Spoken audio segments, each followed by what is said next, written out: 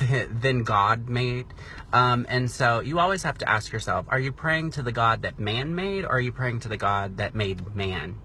And if you're really that religious, you should never turn your back on your child. Your child is already going through something where they feel vulnerable, where your child is already going through something where they're questioning who will love them. And for a parent to not reaffirm, I'm still going to be here for you, you're not a parent. You're just not. I don't care if you raised your kid, if you clothed them, if you put a roof over their head. If you are willing to turn your back on your child because they're gay or transgender, you're not being a parent when it counts the most.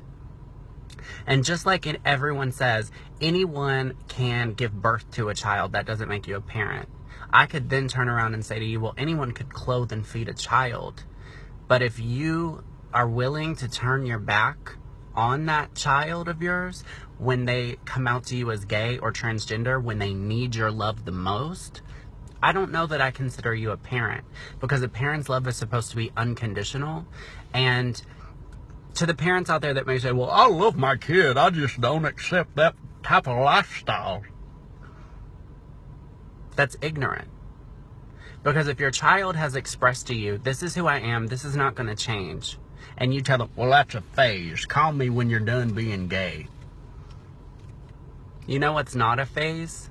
Your ignorance. Parents, you need to realize that LGBT people have the highest among suicide rates. And transgender people and gay people are murdered every single day for being who they are. Do you really want to put your child at risk to be homeless? Do you really want to put your child in a situation? I don't care if they're 18, I don't care if they're 40 years old. The psychological impact of your unacceptance on your child is unfathomable.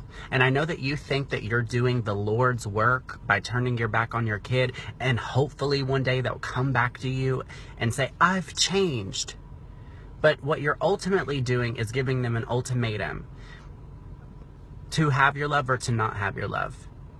And you think by saying, I'm going to show you tough love, I'm not going to accept this, that's going to change anyone. It's not. Do you really want those to be the last words and the last moments that you have with your kid if, God forbid, something happens to them? It's time that you guys quit shaking your head at your kids and start shaking their hand and giving them a hug and showing them love and being what a parent is supposed to be. I'm not telling you to not believe what you want to believe.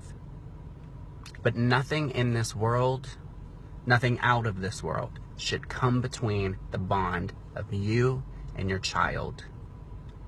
Period.